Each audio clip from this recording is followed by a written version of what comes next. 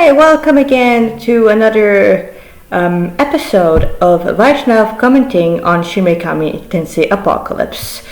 So, we're back on my desktop. I'm still using Linux Mint. I also do have 13 different stories. Well, 13, not quite. No spoilers of what they are, but yeah, I'm still writing. So, if I remember well, since it was a while since I've last seen you, yes, here we are. So, last time I talked to you about Krishna's design, which I really like. Because, yes, Krishna, okay, first of all, back to, Krishna Basic 101. Who is Krishna? Well, Krishna is God. Meaning, Krishna is the supreme personality of Godhead, as written in in all the Vedas. And Krishna says in the Bhagavad Gita, and you will hear this very often, that in all the Vedas or Vedic scriptures, he is to be known. So in the Vedic scriptures, meaning everything that has Veda means knowledge, so the supreme knowledge. And the one who gave the Vedas is Brahma, and the Vedas are actually the breathing of Vishnu, who's outside the universe. How would you like them apples? But Vishnu, the source of Vishnu is Krishna, because after Krishna, you cannot go any higher. There's no other form. And the reason why another proof about why Krishna is the supreme personality of Godhead, instead of the first verse of the fifth chapter of the Brahma Samhita, Ishvara Parama Krishna Sachit Ananda Vigraha Anadir Adil Govinda Sarvakarana Karanam. Well, if you look at Vishnu, there are things which he won't do. For example, Vishnu won't hug his friend. Well, Ram does, but they're still, his servant. But Vishnu doesn't hug his friend. Vishnu doesn't play the flute. Vishnu does not steal. Vishnu does not play on his mother's lap, and Vishnu, he's unapproachable. But if you look at Krishna, this Krishna, look, beautiful, sweet, approachable. Just look at his eyes. Just look at how he look. That's pretty crazy how to say it. But just look how sweetly he's trying to attract us with his glance. He's playful. He's joyful. He's not alone. He's in the forest. It's sweet. Vishnu doesn't have the sweetness. So Vishnu has 106.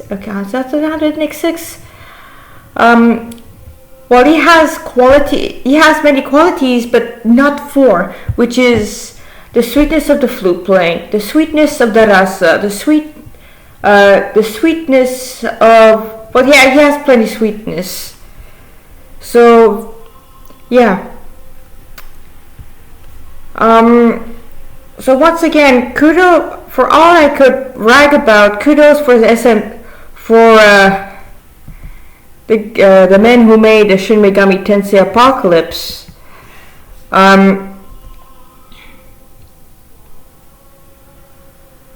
Okay, yeah, that's me commenting. Basically, Sukuna Hikona speak of many deities, just Krishna was out.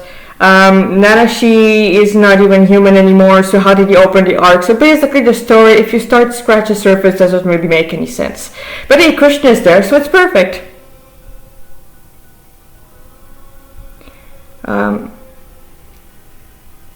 Okay, where are you, Krishna?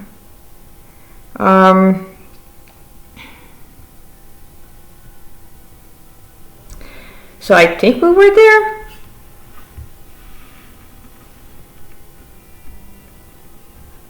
Yes, indeed. Hey, Dagda. Do you know that Dagda is actually supposed to be an overweight Irish man wearing a kilt? No, instead we have overly edgy boy, but I mean, come on. It would have been amazing to have Dada, you know, being another dad to Nanashi, and then, eventually, having an actual relationship, not just him being this edgy, this edgelord, just being a dad and coaxing Nanashi, but kind of being a bit iffy, but at the same time, really showing that yes, he's a dad, he has the dad energy.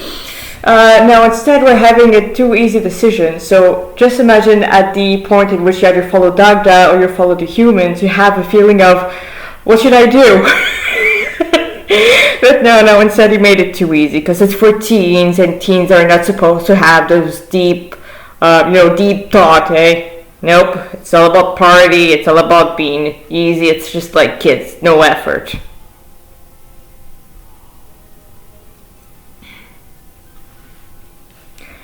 Yeah, well, Krishna actually can do that. So, destiny. Destiny is a thing. We're calling it karma. And if you look in a very good astrologer, he can tell you your destiny. Of course, there you still have some leeway, but it's just like playing an open world video game. You have a start, you have an end. But there's still events that will happen. How you react to those events, it's up to you. And you still have your own decisions to make, but those decisions will be pushed toward another, will be affected by the mode of nature you're in at the moment. So there are three modes of material nature which controls all of us, all the material universe. There is passion, goodness, and ignorance. So goodness, okay, well, let's start with ignorance. Ignorance is darkness. It's you drink booze all the time. You're always drug out of your ass. You're depressed. You just don't want to do anything. You're in front of the TV or you're in front of your computer and you just watch YouTube playlists and you don't care where it is. You just want to not be there. It's heavy. It's dirty, filthy, depressing. You eat rotten food like hard cheese, beer, meat, like old meat, cured meat.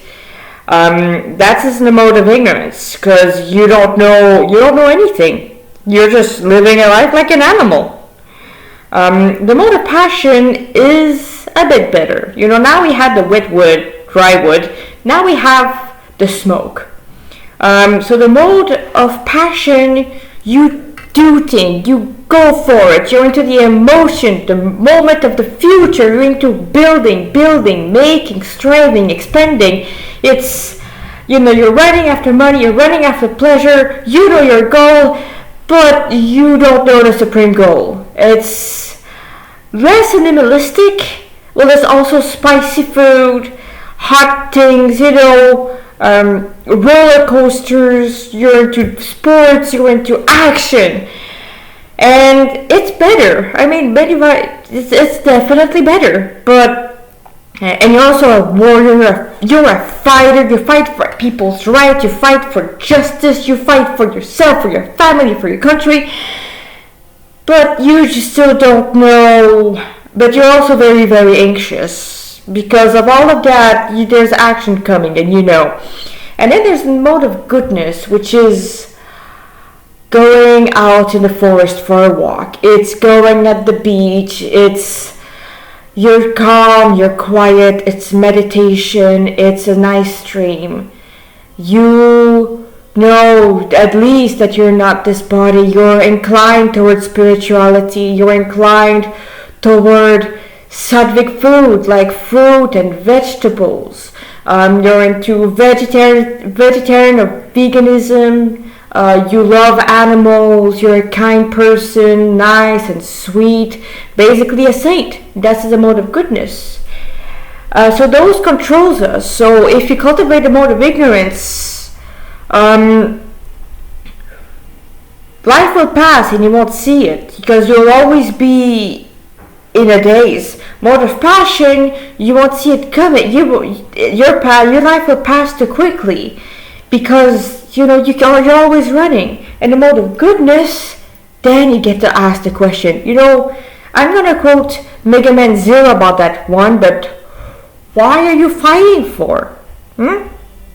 Why are you living? Why do they exist? Those in the mode of goodness have a chance to go toward those big thoughts. The philosophical question, the why is everything there? Why do we exist? The other modes, they can think of that, they receive plenty of mercy, but otherwise, forget about it.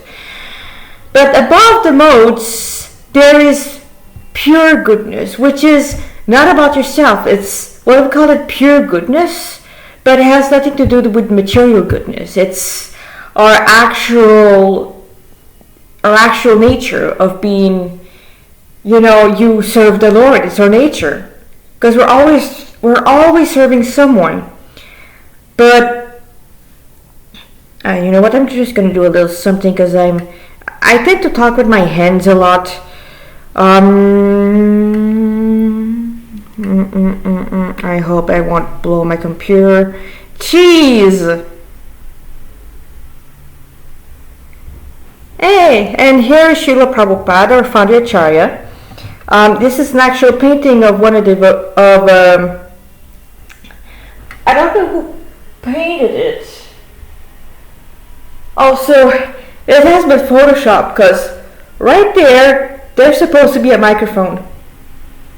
You wouldn't know, but I've seen the actual picture. Okay, here we go. Hey, ogre here. I'm gonna put it right there. So yeah, pass by the smirking Nanashi.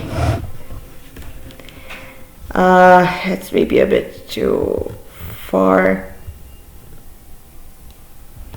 Not much better. That's not even okay. Actually better than expected. So yeah, the three modes of material nature. I don't even remember what I was talking about. Krishna anyway, I just remembered. So Krishna over here is when he says that he can break destiny, he indeed can. Once again, he's God. God can do whatever he wants. If he wants to break your destiny, he will break your destiny. He will drag you all over the world if he wants to, and you'll be happy for it. I mean, I went to India. I'm diagnosed in Asperger. I've been raised by my parent as someone who's doing simple things in life that are human as a great and wonderful achievement. So that kind of gave me a very warped perception of myself and plenty of lack of self-confidence. And then this guy over there, I surrendered to him in 2015. And then my life completely changed. I went from rooming in a small apartment on welfare to, serving Krishna, traveling like 3/4 of the globe to go to India, living in India for 2 months. It was amazing. I cook for him. I'm a priestess. I went from a no-life nobody to a priestess in the Hare Krishna temple. Actually, speaking of which, I did forget to do something today. And I'm less stressed, I'm less crazy acting. I know that's not so great.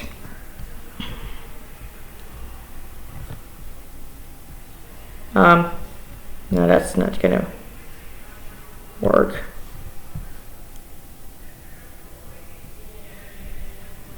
Oh.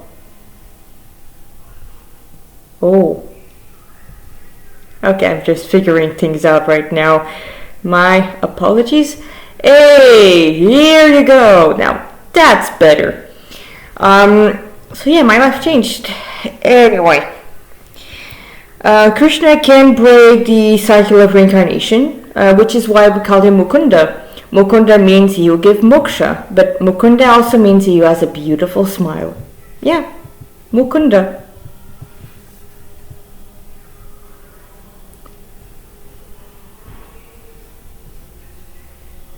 Yes!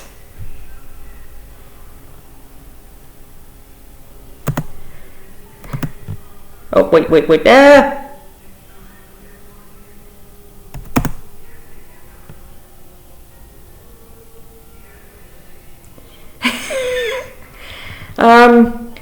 So yeah, salvation. Krishna can indeed give salvation. So that's that's something he would do. And you know how he gives salvation? Well, he gives salvation through his name. Alright, is there anything else which is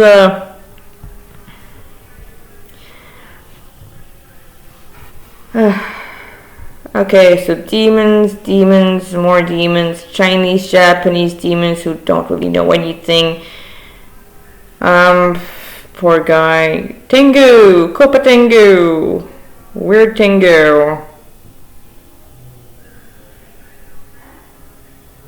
Okay.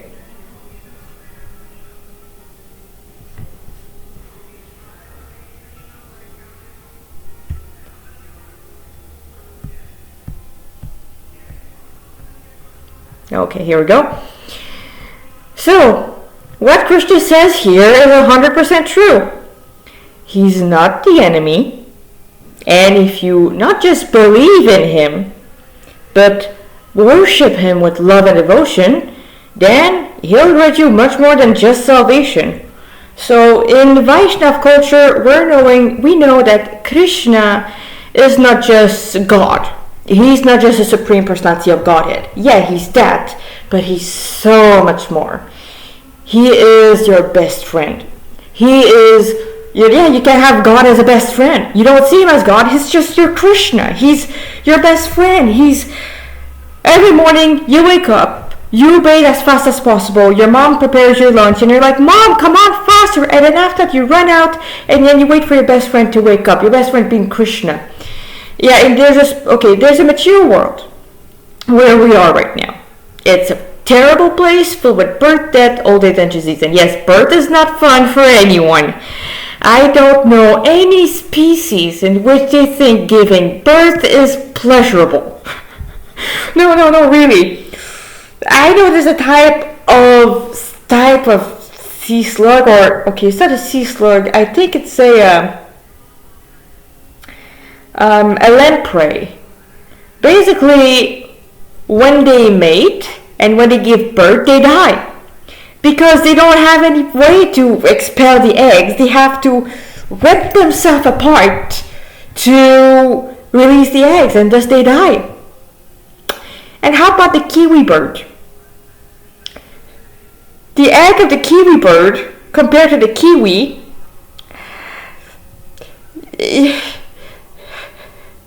it's like it's like if you're giving birth to a fully grown man. To those who will maybe one day see this video, if you've had a child, remember the pain. Now imagine trying to push something 100 times bigger. Yeah, no. So birth is painful. Old age, nobody wants to be old, which is why pharmacies are filled with promises of eternal youth. Funny, we don't hear people talking about that anymore because the scientists realize there's no such thing. And even if you have eternal youth, what are you going to do with it? You're still going to suffer because you're going to be sick all the time. You're going to be bored, stressed, anxious. You're always going to look for food, and you will always die. Death is as sure as death. Nobody can stop death, except this guy. Yeah, this Supreme Personality of Godhead. And actually, he did once cursed someone by the name of Ashwatthama to live eternally. Ashwatthama is the son of Kripacharya, and I forgot the name of his mother, but Ashwatthama was friend with Duryodhan. Duryodhan was Mahabharat. To go to this topic, you need to read the Mahabharat because I don't want to make it bulkier than it is. But long story short, Ashwatthama was serving the bad guy on the Battle of Kurukshetra, and then at the end of the fighting, when Duryodhan was dying on the battlefield due to a broken pelvis, and now it was really what happened to him was first of all, Krishna didn't like him because he implied that he was about to rape another one of his pure devotee, who he considered his sister. Yes, Krishna can consider girls his sisters, Come on, big brother Krishna. Krishnani! Oh, yeah, you can be a best friend of Krishna. You can be a lover of Krishna. You can be a sister of Krishna, a brother of Krishna, a parent of Krishna, and a lover of Krishna. And a wife of Krishna if you're in that too. So Ashwatthama, at the end of the fighting, when it was no sun and when everyone was sleeping, did something that was extremely adharmic. He sneaked into the Pandava camp, opened one specific tent, and cut the head of the 5 sons of Draupadi, young boys. And some say that's because it was too dark and he wanted to kill the Pandavas. But once again, this doesn't really make it any better because it was during the nighttime. In the Dhanurveda, there are rules about wars. Wars should not happen at night. It should not happen in a city. It should happen in a specific battlefield, and only equals can fight.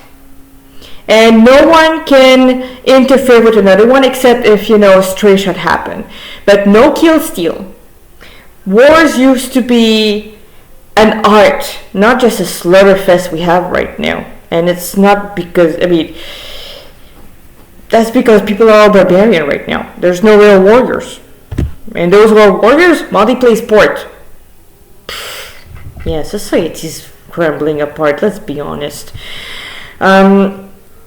So because Ashwatthama killed Draupadi's kids, he almost got killed, but Draupadi forgave him and says, no, better not kill him because he's the son of one of our teacher. And Krishna's like, yeah, she's right, that's dharmic. But then that came and bite them all, since Ashwatthama knew how to launch nuclear weapon. I know, a bit crazy, but by the time of the Pandavas, 5,000 years ago, there was such a thing as a Brahmastra. And the Brahmastra is a very potent and extremely precise nuclear weapon. Oh yeah, they used to have nuclear weapon that would make the Tsar Bomba look like a little cracker. Like those bottle cap cracker? Yeah, Tsar Bomba compared to a Brahmastra. And the Brahmastra is so precise that it can indeed lock, you just need to shoot it. It came as an arrow, an iron arrow with a spark at the end. And you get that arrow by mantric recitation. Yeah, they would literally say the mantra. Like in video games when you use magic? Well, that's not far off. It used to be like that, how we used to fight. Now it's all about big weapons that are basically just guns. Guns and bombs. No more sword fighting. Yeah, it's pretty boring. Compared to the yawning weapon, the water weapon, the rope weapon, the snake weapon. Yes, there's such a thing as a snake weapon. The Vedic scriptures are amazing, guys.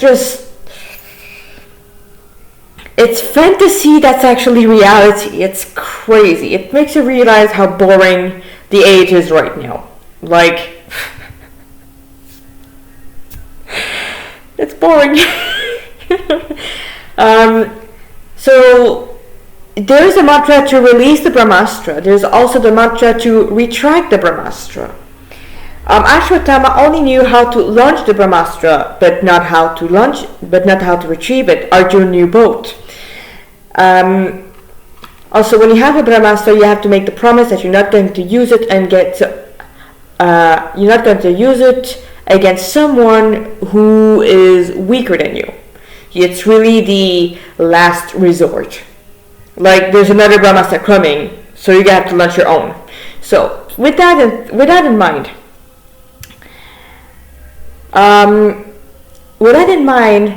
Ashwatthama, that was humiliated instead of killed, ran away, and when all the survivors were returning to Hastinapur or New Delhi,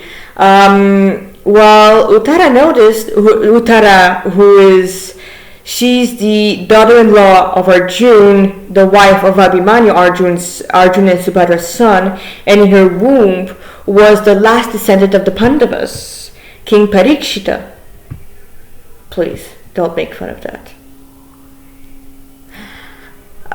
So King Parikshita was a pure devotee of the Lord. And it was the last Pandavas, the last descendant who could go on the throne, unless you put somebody else on the throne. But at that point, all the good kings were dead. They could put Krishna, but Krishna was just a chief. He already had Dwarka. So, basically, Uttara noticed a bright light, and that was the Brahmastra coming at her and the Pandavas. So Krishna over there stopped the nuclear weapon and then entered in Uttara's womb and protected the fetus from the most extreme abortion ever.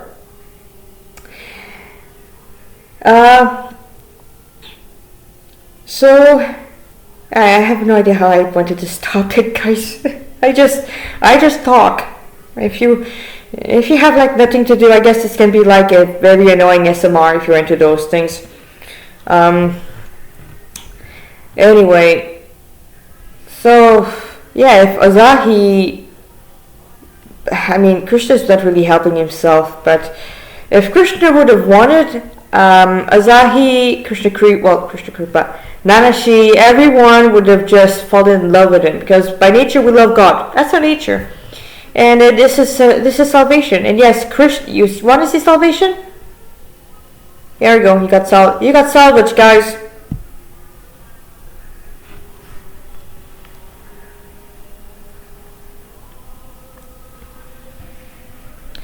But what's your cause?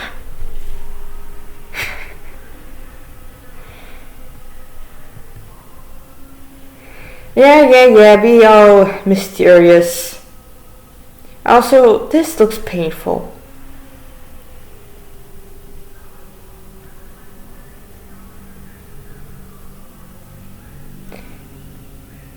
Also, that voice actor is, he's the voice actor of the Super Smash Bros. He's the one who says game. He's the MC's.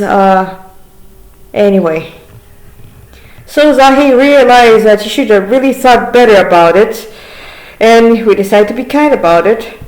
But personally,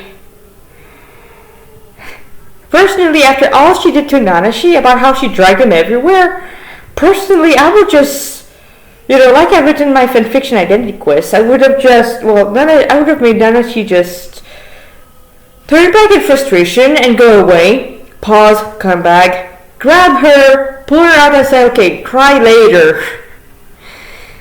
But that's just me. I don't really have any tolerance for nonsense like that.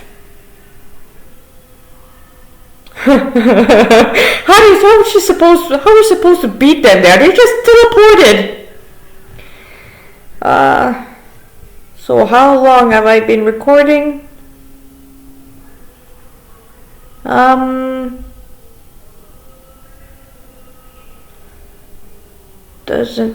Okay, it's almost 30 minutes.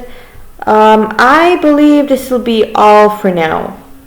So when I'll receive 10 views, I'll put another one, and we're going to follow this one, which, oh, do I have things to say about Shesha. So, Haribol, thank you for listening. And if you listen that far, thank you so much. Haribol, Hare Krishna.